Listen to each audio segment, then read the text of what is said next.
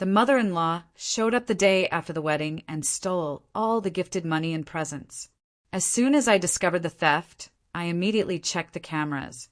What was captured there shocked even the police detective. But before I begin, please subscribe to the channel and give it a like. Thank you, and enjoy the story. Barbara could barely stay on her feet as she and Max climbed the stairs to their apartment. The wedding had been a huge success with about 80 guests. They had danced until dawn. Now the newlyweds were returning home with the first rays of sunlight.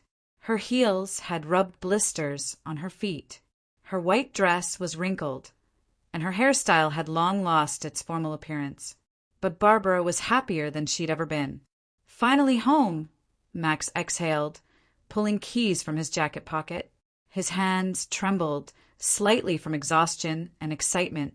I can't believe we're actually husband and wife now. Barbara leaned against his shoulder and smiled. 32 years she had waited for this moment, and now it had arrived. Max turned out to be exactly the man she had dreamed of, reliable, caring, with a good job and serious intentions. They had met a year ago at the medical center where she worked as an administrator, and he had come for an examination after a workplace injury. "Maxie, let's not sleep yet," she suggested as her husband inserted the key in the lock. "Let's sort through the gifts and count the money. I'm curious how much we got." Max stopped and looked carefully at the lock. Barbara noticed his brows furrow. "Something wrong?" she asked.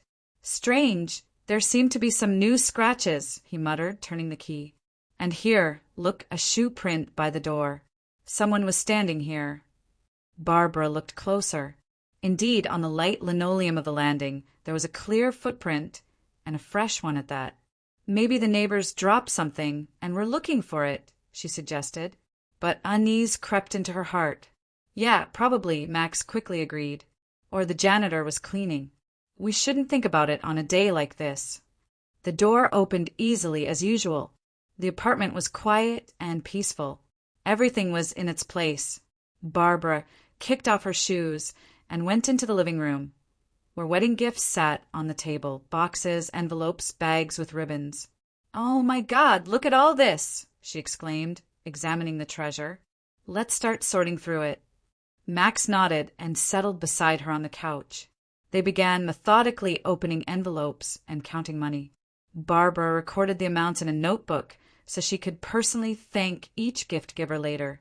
"Aunt Clara gave 10,000, she announced, pulling bills from a pink envelope. "Generous." "My co-workers from the factory pooled 15, Max added, showing a thick white envelope. "And from my boss, a whole 20,000. An hour later, the table was covered with neat stacks of bills.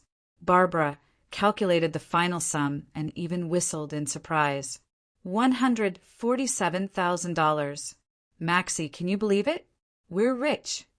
Besides money, guests had given many useful items. Gold jewelry from her aunt, earrings, and a necklace worth about 20,000. A crystal service set from Barbara's colleagues. An expensive blender she had long dreamed of getting. Bedding made of natural silk. 2 sets of towels. A beautiful vase for flowers. "We need to hide all this properly," Max said, gathering the money into one box. 150,000 is a serious sum. "Let's put it in the bedroom, on the top shelf of the closet," Barbara suggested. "That's the safest place." They carefully placed all the valuables in a large cardboard box and carried it to the bedroom. Max set it on the very top shelf behind the winter clothes. "Tomorrow we'll decide what to do with the money," he yawned. "Maybe put part in the bank and spend part on renovating the kitchen." "Excellent idea," Barbara agreed. "But now, let's at least get some sleep. I have to go to work tomorrow." They lay down without undressing, right on top of the bedspread. Max hugged his wife and within minutes was snoring. Barbara lay thinking about how her life had changed. Now, she wasn't a single woman, but a married lady. She had a husband who would protect and support her. Together, they would build their family nest. Maybe they would have children. She woke to an insistent doorbell. Max was sleeping soundly beside her, hadn't even stirred. Barbara looked at the clock. 1:30 in the afternoon. The bell rang again, longer and more demanding. "Maxie, someone's here for us." She shook her husband's shoulder. "What? Who?" He opened sleepy eyes. "What time is it?" "It's already afternoon. Probably neighbors coming to congratulate us." Max reluctantly got up from the bed and went to the door. Barbara quickly combed her hair and straightened her wrinkled dress. From the entryway came a male voice. "Mom, what are you doing here? I told you we're resting today after the wedding." Barbara froze. Her mother-in-law, Nina Morrison. But they had agreed that the meeting with his parents would happen in a week, when the newlyweds had rested a bit and gotten themselves in order. "Son, I couldn't wait any longer," came a shrill female voice. "I wanted so much to meet your wife. And besides, I brought you gifts and treats." Barbara came out to the entryway and saw a plump woman about 55 in a bright orange coat. Nina Morrison was short, wore glasses in a massive frame, and her hair was curled in tight locks. In her hands she held an enormous shopping bag, stuffed to capacity. "Here's my new daughter!" the mother-in-law exclaimed, breaking into a smile. "Barbie dear, I'm so glad to see you." She rushed to hug her daughter-in-law, with such force that Barbara nearly lost her balance. Nina Morrison smelled of cheap sweet perfume and something else unpleasant. "Hello, Mrs. Morrison," Barbara replied politely. "Please come in." "Mom, maybe you could come another time?" Max carefully suggested. "We're very tired, wanted to sleep in." "What are you saying?" the mother-in-law objected. "I traveled to you for an hour and a half on buses, carried so many bags. You're not going to refuse an old woman a cup of tea, are you?" Barbara gently nudged her husband with her elbow. It seemed awkward to turn away her mother-in-law on the very first day after the wedding. "Of course, come in," she said. "I'll put on tea now." "That's good." Nina Morrison was delighted. "And I brought you potato pies. Baked them myself this morning." She went into the living room, looking around with an appraising gaze. Barbara noticed how attentively her mother-in-law examined the furnishings, furniture, appliances, pictures on the walls. "What a beautiful apartment," Nina Morrison admired. 2 bedrooms, right? Is the kitchen big? Can I see it?" "Of course," Barbara answered, though she found such interest in the layout strange. The mother-in-law methodically walked through the entire apartment, peeking into every room. In the bedroom, she lingered longest, examining the closet and dresser. "Where's your bathroom? Do you have a balcony? Which direction do the windows face?" Questions poured out. Barbara patiently showed everything, while thinking to herself, "Are all mothers-in-law this nosy?" Over tea, Nina Morrison asked the young couple about the wedding, about gifts, about plans for the future. Barbara answered willingly, while Max responded reluctantly and monosyllabically. "You probably got a lot of gifts," the mother-in-law inquired. "Did people give money? Gold?" "Well, yes, as usual at weddings," Barbara answered cautiously. "Can I see? I love beautiful things so much. And besides, I want to know what people give at weddings these days." Max became worried. "Mom, why do you need this?" "Oh, come on, son, just out of curiosity. I'm part of the family now, too." Barbara didn't see anything wrong with this request. After all, this was her husband's mother, practically family now. "All right, I'll show you," she agreed. They went to the bedroom, and Max reluctantly took down the box of gifts. Nina Morrison began examining each item with the delight of a true connoisseur. "Oh, what earrings! Gold with stones, too. And what a chain! Fine workmanship. And this blender, I saw one like this in the store. It cost $7,000. She even took out her phone and started photographing the gifts she especially liked. "What are you doing?" Barbara was surprised. "Oh, just for memories, to show my friends later what a beautiful wedding my son had. You don't mind, do you?" Barbara shrugged. Strange, of course, but not critical. The The mother-in-law stayed as a guest for almost 3 hours. All this time, she didn't stop asking questions, studying the apartment and praising the young couple. Finally, getting ready to leave, she said, "Barbie dear, can I freshen up in your bathroom before the road?" "Of course," Barbara allowed. The mother-in-law went to the bathroom and stayed there surprisingly long, about 15 minutes. Then she came out, said goodbye, and finally left the apartment with her enormous bag. "Thank God!" Max exhaled as soon as the door closed behind her. "I thought she'd never leave." "She seemed okay," Barbara said. "Just very talkative. Too talkative and nosy more than necessary."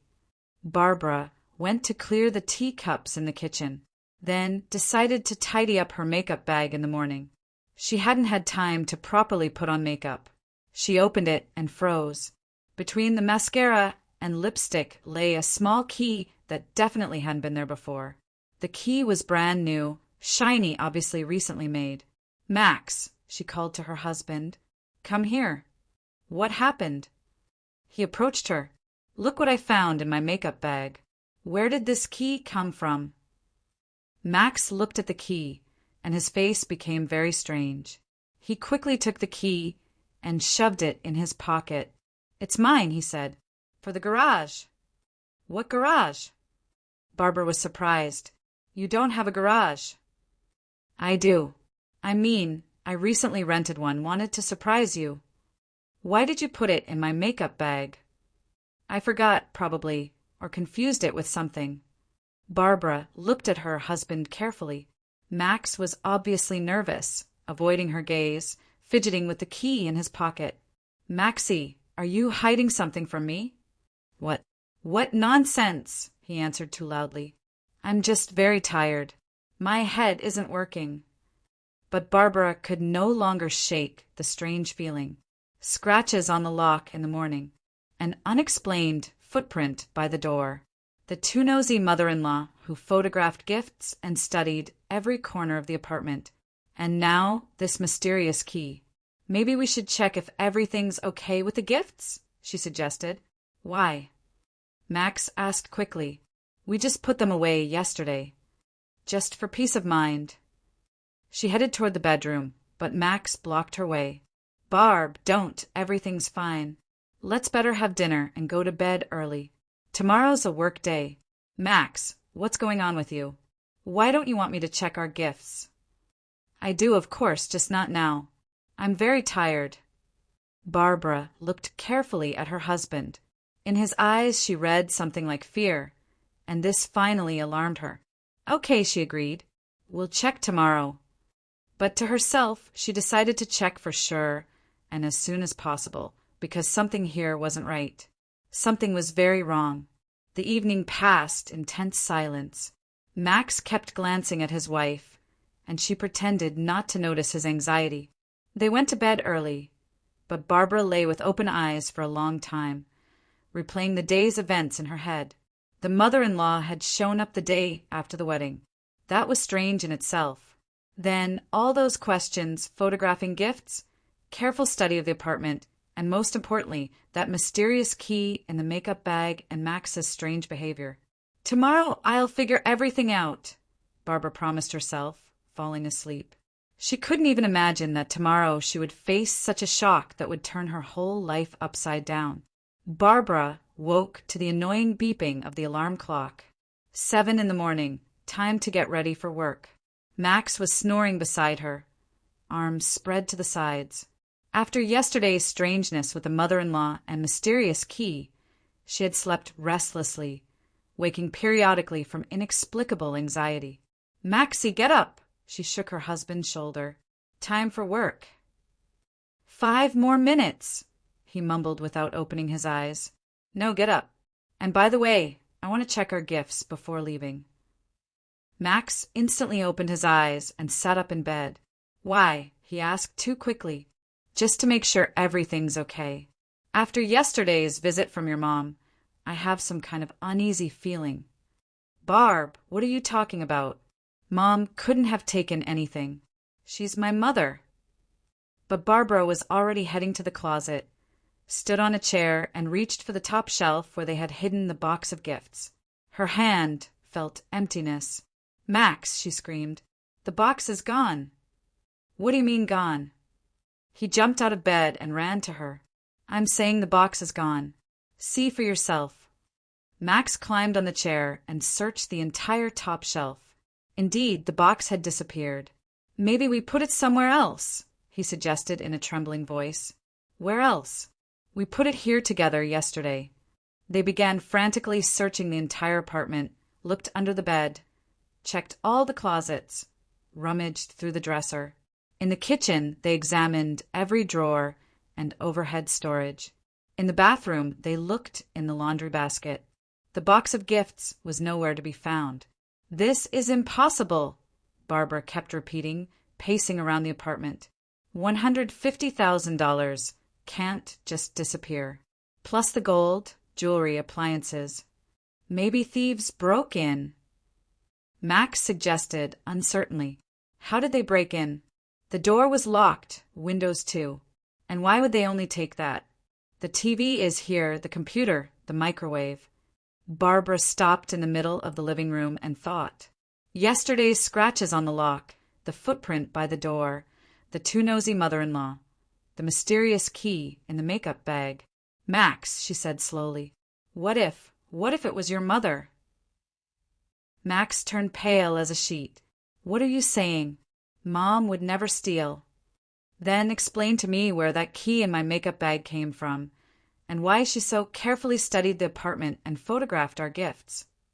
"I don't know, but Mom has nothing to do with this." Barbara went to the bedroom and began taking out her purse from the dresser to get money for transportation. She opened the main compartment and froze. Between her wallet and notebook lay a small transparent packet with white powder. "Max," she screamed, "come here immediately." He ran in and saw the packet in his wife's hands. "What is this?" he whispered. "That's exactly it. What is this? This definitely wasn't in my purse. I use it every day." Barbara carefully took the packet with 2 fingers. The powder was fine, snow-white without smell. "Max, this is drugs. Someone wants to frame me." Max grabbed his head. "Throw it out immediately. Flush it down the toilet." "What are you saying?" "This is evidence. Someone planted this on me, deliberately." "Barb, please get rid of this stuff. If they find it, you'll go to jail." "And I'm not planning to hide it. I'm calling the police." Max rushed to her and grabbed her hand.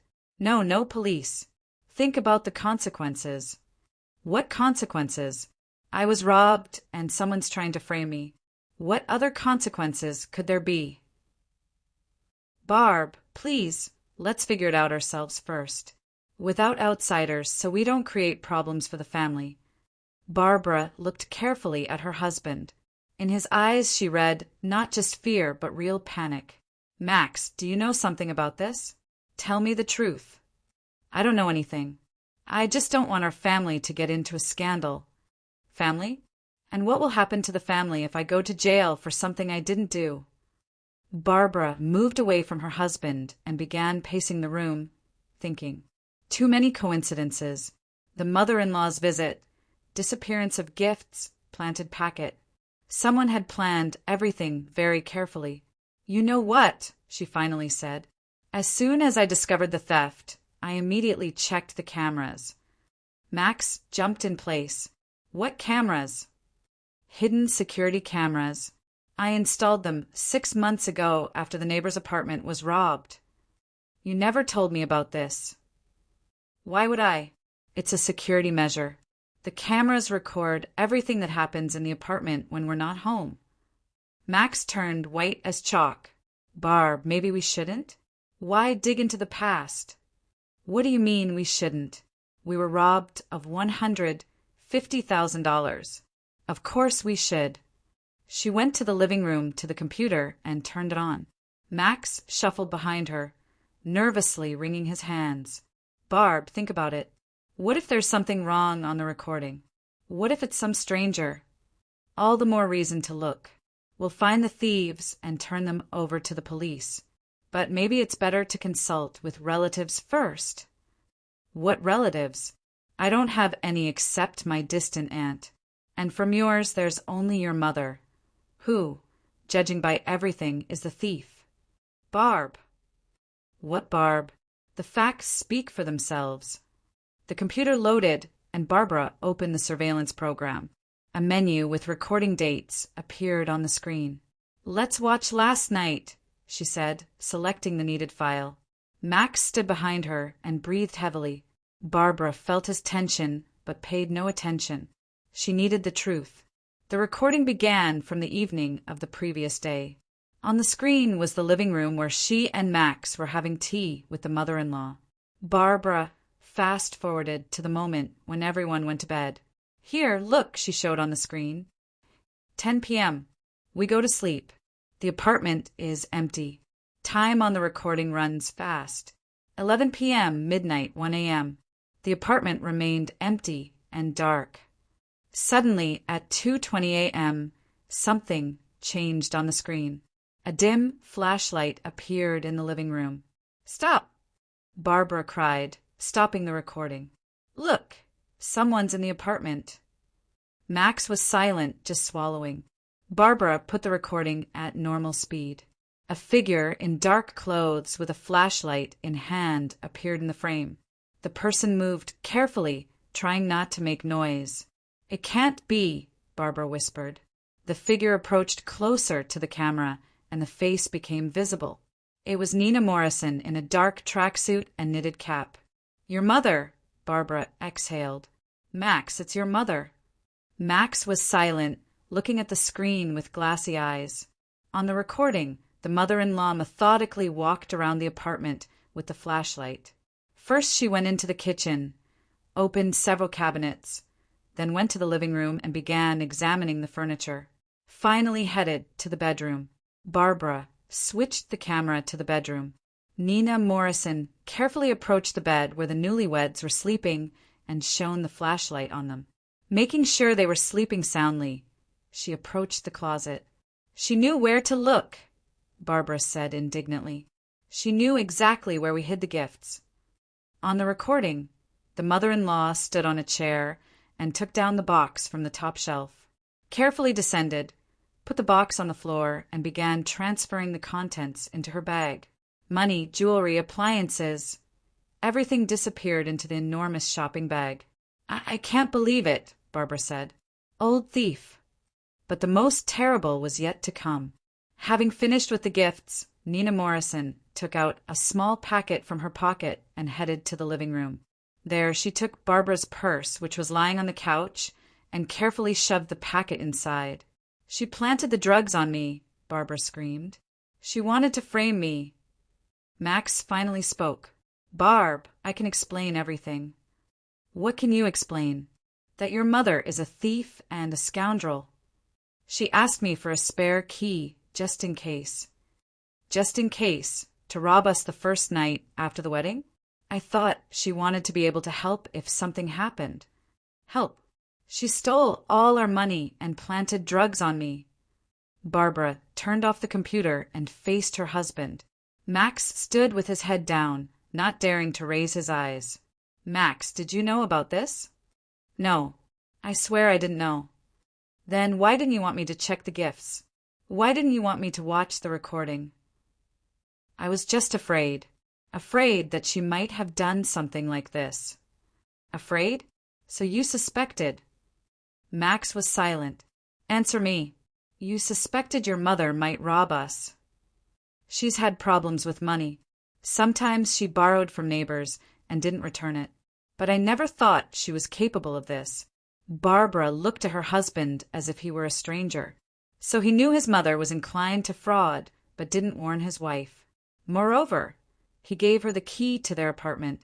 "Max, do you understand what happened? Your mother stole our wedding money and tried to frame me for a criminal offense. If it weren't for the cameras, I could have gone to prison." "Barb, I'm sorry, I didn't know. I never thought." "What did you think, giving her a key? That she'd come bake cookies?" "She said she wanted to clean sometimes while we were at work. Make surprises." She made a surprise. What a surprise! Barbara paced the room, trying to calm down, but anger overwhelmed her. Not so much at the mother-in-law as at her husband. Nina Morrison was a stranger, but Max was the closest person, and he had betrayed her trust. "You know what?" she finally said. "I'm calling the police." "Barb, wait." "No, I won't wait. Your mother committed theft on a large scale and tried to plant drugs on me. This is a criminal offense." "But she's my mother." "And what does that give her? The right to rob and frame people?" Max rushed around the room, grabbing Barbara's hands. "Please, let's talk to her first. Maybe she'll return the money? Maybe she has some problems." What problems could justify stealing $150,000? "I don't know, but let's at least find out." Barbara stopped and looked carefully at her husband. In his eyes she saw not righteous indignation, but fear for his mother. He was ready to forgive her anything. "Max," she said quietly, "if you don't support me now, if you defend a thief just because she's your mother, then we have nothing more to talk about." "Barb, what do you mean?" "I mean that I've learned about you from a completely new side, and I don't like what I've seen." Max sank onto the couch and grabbed his head. "Barb, what are you doing? We just got married. Are you really ready to destroy the family over money?" "Not over money, but over betrayal. Your betrayal and your mother's betrayal." "What betrayal?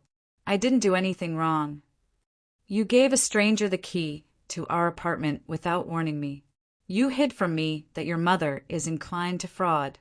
And now you're trying to protect a thief instead of supporting your wife." Max was silent, understanding that Barbara was right. "I'm waiting for your decision," she said. "Either we go to the police together and file a complaint against your mother, or I go alone, and then I also file for divorce." "Barb." "It's an ultimatum. Max, choose. Either justice or mommy. There's no third option." Max sat silently for several minutes, struggling with himself. Finally, he raised his head and looked at his wife. "Okay," he said quietly. "Call the police." Barbara nodded and took the phone. But before dialing the number, she looked carefully at her husband one more time. Her intuition told her that the story with the mother-in-law's theft was just the tip of the iceberg, and the most terrible discoveries were still ahead. "Police dispatch, how can I help you?" came a voice in the receiver. "Hello," Barbara said. "I want to report a theft." Outside the window, morning of a new day had already arrived. A day that would turn Barbara's whole life upside down and show her how little she knew about the people she trusted. An hour after the call to the police, there was a knock at the door. Barbara opened it and saw a tall, thin man in uniform and a young female detective with a folder of documents. "Officer Sergeant Boris Johnson," the man introduced himself. "And this is Detective Anna Fedorova. You reported a theft." "Yes." "Come in," Barbara answered. Max sat on the couch pale and dejected. Since deciding to call the police, he hadn't said a word, just nodded or shook his head in response to his wife's questions. "Tell us in detail what happened," the officer asked, taking out a notebook. Barbara began the story with the mother-in-law's visit the day before yesterday, how Nina Morrison insistently asked about gifts, photographed them, studied the apartment, how in the morning all valuables were discovered missing and a planted packet with white powder was found. "Do you have the packet?" the detective asked. "Yes, here it is." Barbara showed the packet, carefully wrapped in a napkin. "I didn't touch it with bare hands." "You did the right thing. Now the most important thing. Do you have proof that the theft was committed by your mother-in-law?" "Yes. I have security cameras installed in the apartment. Everything is recorded." The officer and detective exchanged glances. "Can we watch the recording right now?" Sergeant Johnson asked. "Of course." Barbara turned on the computer and launched the file with the recording. The police officers watched attentively as Nina Morrison in the middle of the night broke into the apartment, stole gifts, and planted the packet. "Wait, stop!" the officer suddenly said when the mother-in-law's face appeared on screen. Show that moment again. Barbara rewound the recording. Sergeant Johnson leaned toward the screen and studied the image for several seconds. It can't be, he muttered. Anna, look at this. I think it's her. The detective also looked carefully at the screen. Definitely her. Nina Morrison, born 1964. Who is she? Barbara asked. The officer took out his phone and showed a photo from the police database. In the picture was the same Nina Morrison, only younger. This is a wanted criminal, Sergeant Johnson said. We've been looking for her for 3 years. She specializes in fraud with elderly people's real estate. Barbara's breath caught. What do you mean fraud? Very simple, the detective explained. She gains the trust of lonely pensioners, becomes their caretaker or housekeeper, then convinces them to sign over their apartment to her or to straw buyers. After that, the elderly are evicted or they disappear under mysterious circumstances. What was on the tape shocked even the detective, Barbara said quietly, remembering her words about the recording. There are 7 episodes under investigation, Sergeant Johnson continued. Total damage of over $2 million, plus 3 suspicious cases of elderly people disappearing, though we haven't been able to prove a direct connection yet. Max sat silently, his head in his hands. And you, young man, didn't know about your mother's criminal past? The detective asked him. I. Max raised his head, and Barbara saw in his eyes not surprise but fear. Max, she said slowly, did you know? He was silent. Answer me. Did you know your mother is a criminal? I knew, he whispered barely audibly. Barbara felt the ground slipping from under her feet. So all this time she had lived with a man who hid the truth about his family from her. Since when did you know about your mother's criminal activity? The officer asked. From the very beginning. I helped her hide. How? I rented apartments for her in my name, bought phones, transferred money, sometimes even helped find victims. The detective wrote something in her notebook. So you are an accomplice to the crimes? Max nodded. Barbara looked at her husband as if he were a stranger. It turned out she had been dating and eventually married an accomplice to a conwoman for 1.5 years. Now explain, the detective said. How did your mother get access to the apartment? I gave her a key, Max answered. Why? She said she wanted to study the layout for future operations. Barbara's head spun. For future operations? You mean you were planning to use my apartment for fraud? Max didn't answer, but his silence was more eloquent than any words. Young man, the officer said sternly, tell us everything as it is, or it will be worse. Max took a deep breath and began to speak. My mother had been watching Barbara for a long time. Found out she has her own apartment, no relatives, stable work. Perfect candidate for a new plan. Candidate for what? Barbara whispered. For long-term fraud. The plan was complex and calculated for several stages. First, I marry you. We live happily for a few months. I win your complete trust. Then my mother plants drugs on you, calls the police. You're arrested, imprisoned. I remain formally a clean widower with an apartment. After some time, the apartment can be sold and the money used to organize new scams. Barbara listened to these words and couldn't believe what was happening. So their meeting wasn't accidental. The whole romance, the proposal, the wedding, all of it was part of a carefully developed criminal plan. But that's not all, Max continued, as if deciding to lay out the whole truth at once. After selling your apartment, the plan was to create a fictitious construction company, collect money from pensioners under the pretext of building a retirement home, then disappear with the money. How much money were you planning to collect? The detective asked. My mother talked about a sum of $15 to $20 million. In our city, there are many lonely pensioners with savings. Barbara held onto the back of a chair to keep from falling. $20 million. And all of this was supposed to be built on her grief, on her ruined life. "So you never loved me at all?" she asked. "At first, no," Max answered honestly. "It was just work, an assignment for my mother. But then I really became attached to you, and when it came time to execute the first stage of the plan, I realized I couldn't do it." "That's why you were so nervous when I wanted to check the gifts?" "Yes. I hoped my mother would change her mind, that she'd just take the money and gifts, and we'd find another way to earn." "But she was uncompromising." "Yes. She said the plan must be carried out to the end." "And why did you decide to start specifically with stealing wedding money?" the officer asked. "It was a test," Max answered. "My mother wanted to see how Barbara would behave in a stressful situation. Would she go to the police? Would she trust me? Would she believe in my innocence?" Based on her reaction, further actions were planned. "So the theft wasn't the goal, but a means of studying the victim," the detective clarified. "Exactly. Plus money never hurts.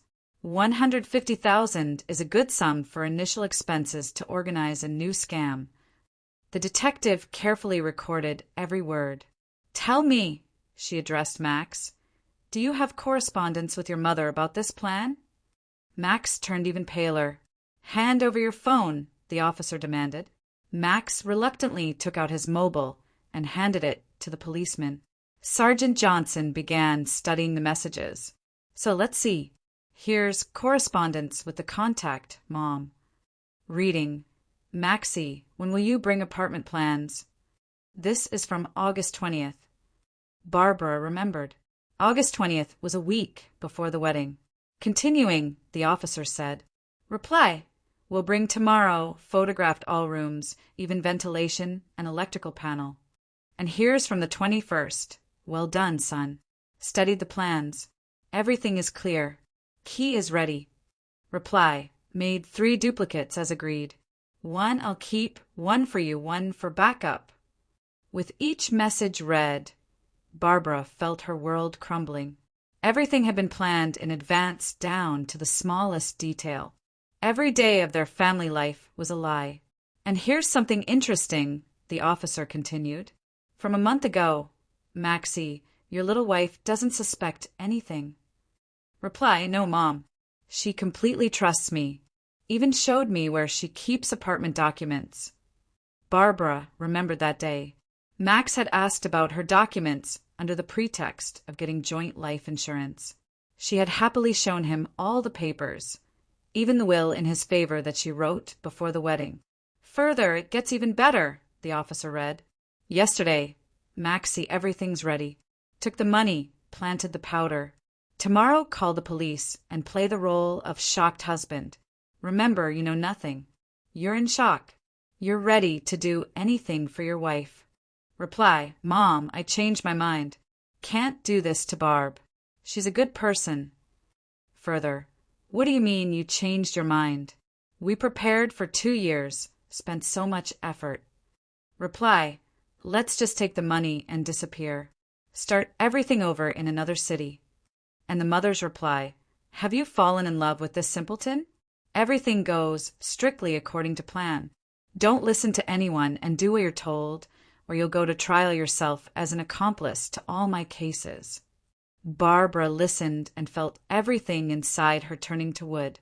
Even at the last moment, when Max seemingly wanted to protect her, the mother-in-law called her a simpleton and threatened her son with prison.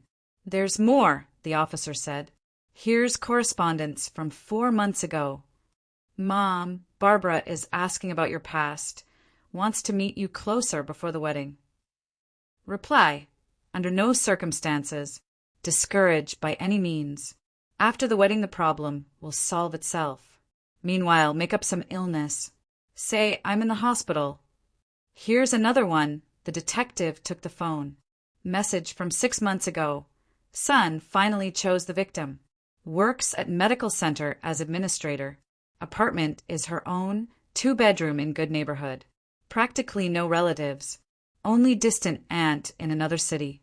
Name is Barbara, 31 years old. Photo and address attached.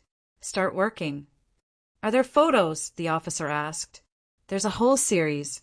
These are photos of the complainant, taken with a hidden camera on the street, near her house, at work, in the store. Barbara looked at the phone screen.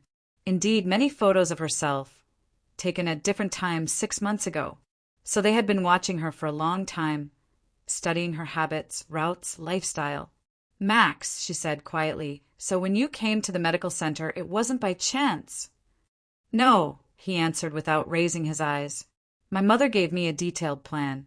What days you work, what time you arrive and leave, what your character is like, what you like. And the factory injury was also made up. My mother knew you're compassionate, would fall for a sick man right away. And our dates, restaurants, theater, trip to the sea.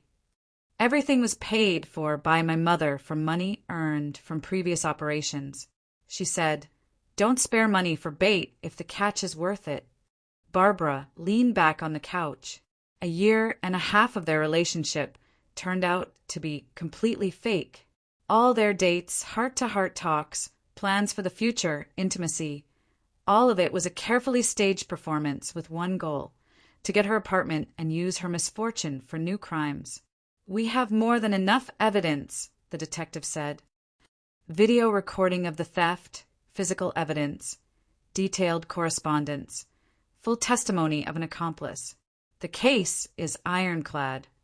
"What punishment are they facing?" Barbara asked. "Your mother-in-law, 10 to 12 years for all episodes. Maybe more if we prove connection with the disappearances of those pensioners.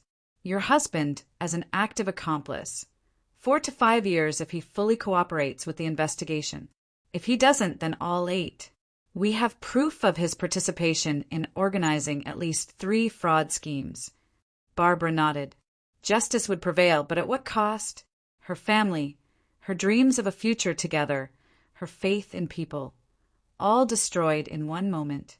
"By the way," the detective added, "in your husband's phone we found something else interesting. A list of potential future victims. There are 23 names with addresses and detailed characteristics. Are there people I know among them?" Barbara asked with horror. "Unfortunately, yes. Your colleague Svetlana, your neighbor Mrs. Gallagher from the 5th floor, your distant aunt from Chicago. Apparently there were plans to use your connections to gain trust with new victims." Barbara grabbed her head.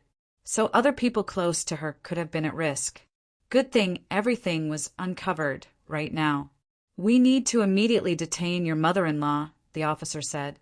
"Do you have her exact address?"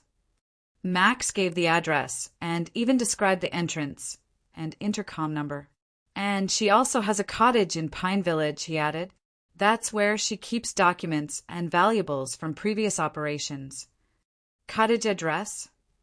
Max gave that address too. "Good, we'll organize simultaneous searches," the detective said. "And you, young man, will have to come with us. You'll identify evidence." The police officers prepared to leave, but the detective lingered. "Barbara," she addressed her, "you'll have the opportunity to file a civil lawsuit for compensation for moral damages. Given the special circumstances of the case and the scale of planned crimes, the court will surely side with you. You can count on serious compensation. What if they don't have money?" Barbara asked. "They do. At the cottage and in several bank safety deposit boxes, there's about $3 million stored, plus valuables. All of this will be arrested and go toward compensating victims." "Thank you," Barbara replied. "I'll definitely file a lawsuit." "And one more thing," the detective added. "We'll need your testimony against other members of the organization. Yes, this is a whole criminal organization. Besides the mother and son, there are several more accomplices." "What accomplices?" "A notary who prepared fake documents. A doctor who wrote fake death certificates. A realtor who helped sell stolen apartments. A whole network." Max raised his head. "Barb, I'm ready to testify against everyone. I'll tell everything I know. Just forgive me if you can." "No," she said firmly. "Never. You didn't just deceive me. You were ready to destroy my life for money.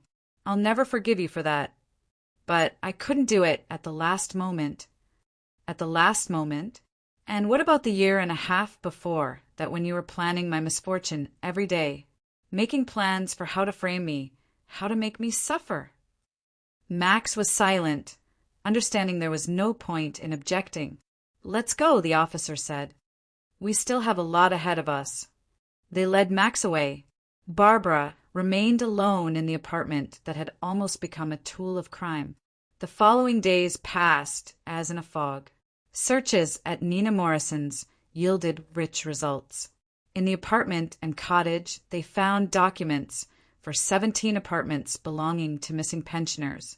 Money, jewelry, fake certificates, photos of potential victims. Barbara went to the police station several times, gave testimony, participated in identifications. Each time she learned new details of the crime planned against her. It turned out the plan was even more cruel.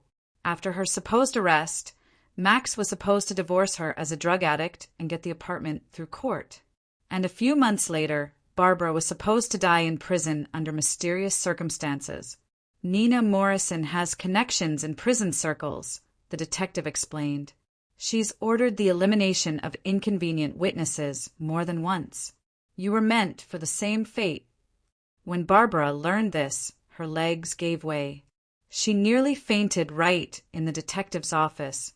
"Now, do you understand why we take this case so seriously?" Anna asked. "You accidentally stayed alive only because you had surveillance cameras." The case received wide coverage in local and even federal media. The story about a mother and son who married the son off to an unsuspecting girl to take over her apartment and then physically eliminate her shocked the whole country. Journalists began approaching Barbara, offering to give interviews, write a book, but she refused. She didn't want to profit from her misfortune and turn her tragedy into a show. Max really did cooperate with the investigation, told everything he knew about his mother's crimes and her accomplices. This helped uncover dozens of fraud episodes and find the remains of several missing pensioners. In the end, he received 5 years in prison. He wasn't given probation due to the special cruelty of the planned crime. Nina Morrison stubbornly didn't admit guilt until the very end. She claimed she wanted to teach her ungrateful and frivolous daughter-in-law a lesson, and everything else was fabrication by the investigation. But there was too much evidence. Besides the video recording of the theft, correspondence, and son's testimony, there were witnesses to her crimes, documents, money. The court sentenced her to 14 years in prison. The accomplices were also punished. The notary was stripped of his license and given 3 years probation. The doctor, 4 years actual time. The realtor, 5 years. Barbara filed a civil lawsuit for compensation for moral damages against all members of the organization. The court awarded her $1.5 million jointly from them. The money, of course, couldn't compensate for the betrayal, destroyed dreams, and nearly ruined life. But at least it allowed Barbara to feel that justice had prevailed. The divorce went quickly and without problems. Max sent consent for termination of marriage from prison, renounced all claims to property. Apparently, he understood he had already done more than enough. A year passed. Barbara gradually returned to normal life. Work helped her not think about what she'd been through. Colleagues and friends supported her, tried to distract her. She changed all the locks in the apartment, installed the most modern security system, got a dog, a German shepherd named Rex. Now she felt protected. During that year, she was asked to date several times. A colleague from a neighboring department, a neighbor from upstairs, an acquaintance doctor from another clinic. But Barbara politely refused. She wasn't ready to trust anyone yet. Maybe someday I'll love again, she thought. But not soon, and certainly I won't rush. I need to know a person very well. Check them from all sides before entrusting them with my life. Sometimes in the evenings, Barbara would sit with a cup of tea and think about what she'd been through, about how close she'd been to death. If she hadn't installed those precautionary cameras, she wouldn't be in this world anymore. My intuition didn't let me down, she reflected.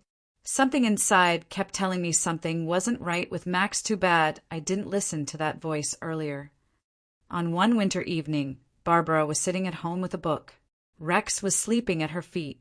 Outside the window, snow was falling. Peace and quiet. The phone rang. Detective Fedorov's number appeared on the display. Barbara, good evening. There's news about your case. I'm listening. Nina Morrison in the colony gave testimony on several more episodes.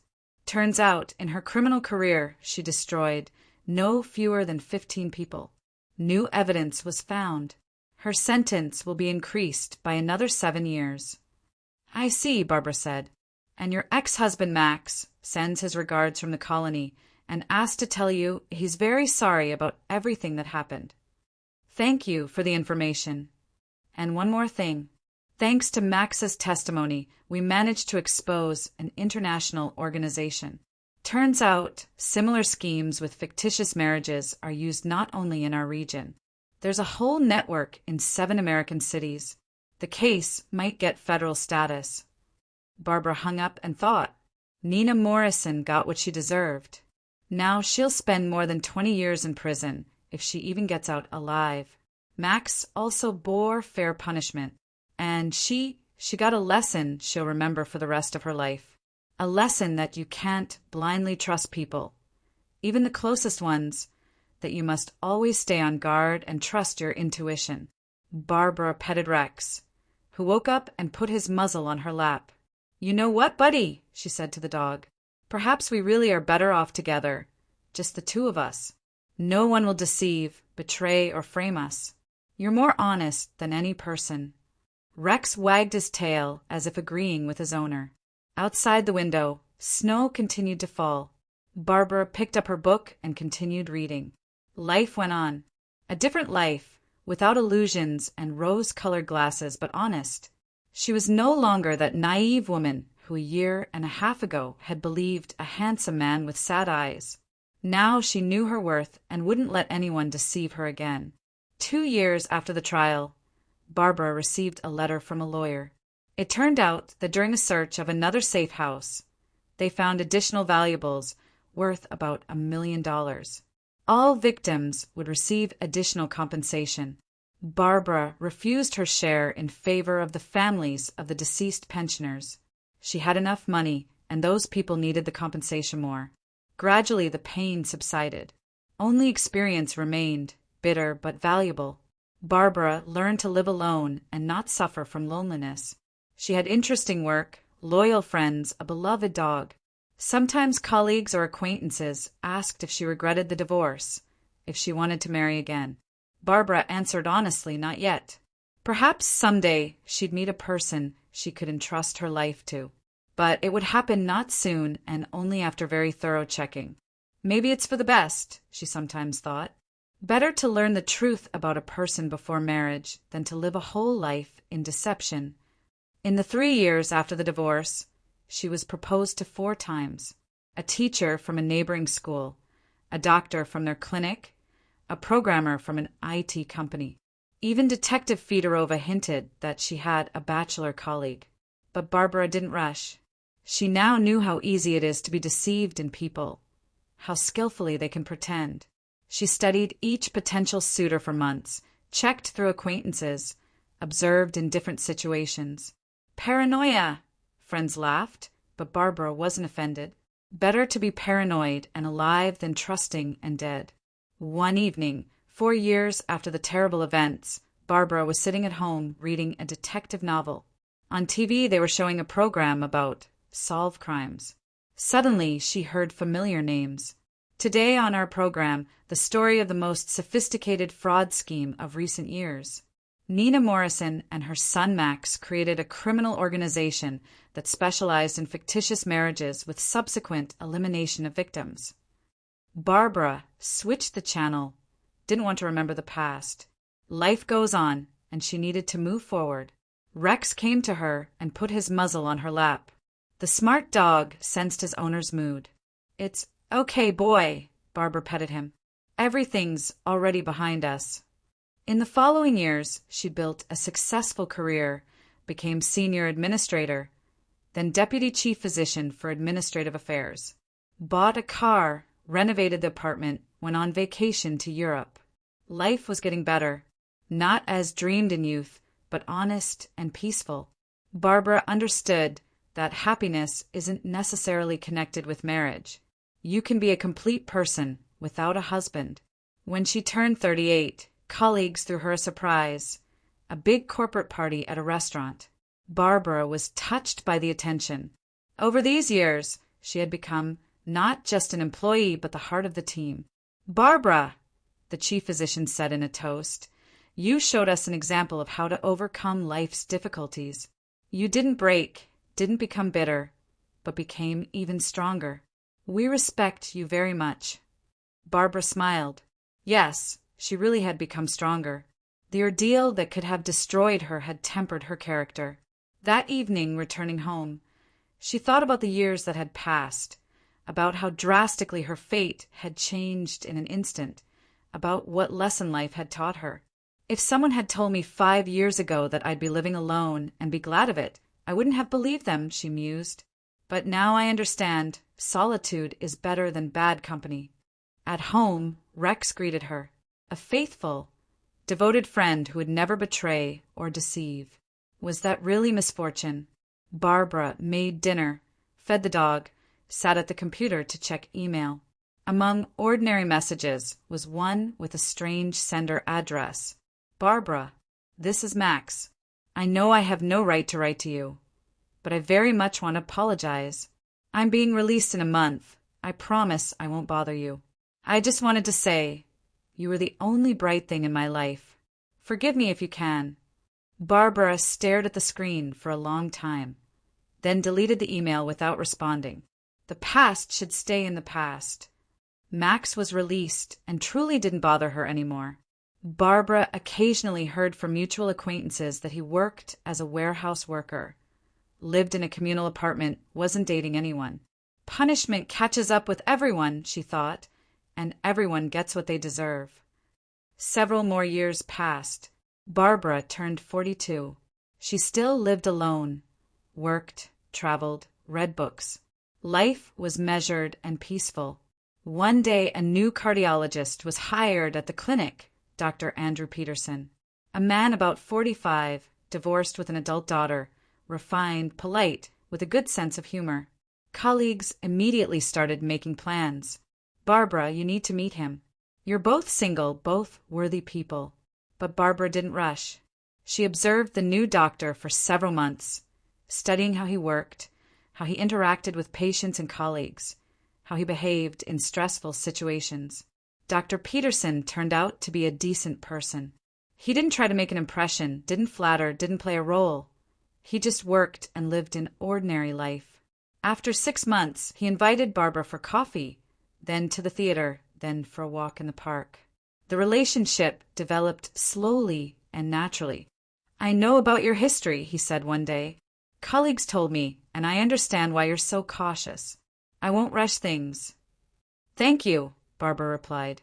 "I need time to learn to trust again." "We have time," Dr. Peterson smiled. They dated for 2 years, slowly, carefully getting to know each other. Barbara met his daughter, he met her friends. No one rushed anyone. Dr. Peterson turned out to be exactly as he seemed, honest, decent, reliable. He didn't hide his past, didn't lie, didn't play roles. Maybe I'm ready to try again, Barbara thought. But only with this person, and only on the condition of complete openness between us. On her 45th birthday, she received an unusual gift from Dr. Peterson. Not flowers or jewelry, but a folder of documents. "What's this?" she was surprised. "My complete biography," he answered. "Certificate of no criminal record, recommendations from previous jobs, medical test results, bank statements. Everything that might interest you about me." Barbara was moved to tears.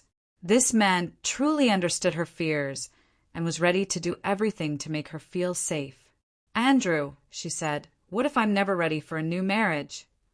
"Then we'll live as we're living now," he answered. "The main thing is that we're good together."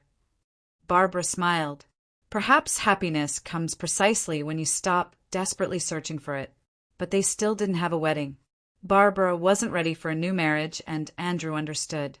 They simply lived together, supported each other, made plans together. Another 5 years passed. Barbara turned 50. Behind her were long years of loneliness, pain, distrust of people. Ahead was a calm, measured life with a person she had finally learned to trust. "You know," she said to Andrew one day, "I'm grateful to fate for that lesson. Yes, it hurt, but if not for that story, I wouldn't have become who I am now. I wouldn't have learned to value real honesty and decency." "Everything in our lives has meaning," he agreed. "Even the hardest ordeals make us stronger." Barbara nodded. She had gone through betrayal, deception, attempted murder, but survived, didn't break, didn't become bitter, remained human. And that was her greatest victory. Rex, now an old dog, lay at her feet, a faithful friend who had been with her through all the trials. Andrew was reading the newspaper. The clock ticked quietly. Happiness, Barbara thought. It's not in princes on white horses or in lavish weddings. It's in simple things, in the honesty of loved ones, in a clear conscience, and a feeling of safety. Outside the window, the sun was setting. Another day of her new life was ending. A life without lies, without fear, without betrayal. A life she chose herself.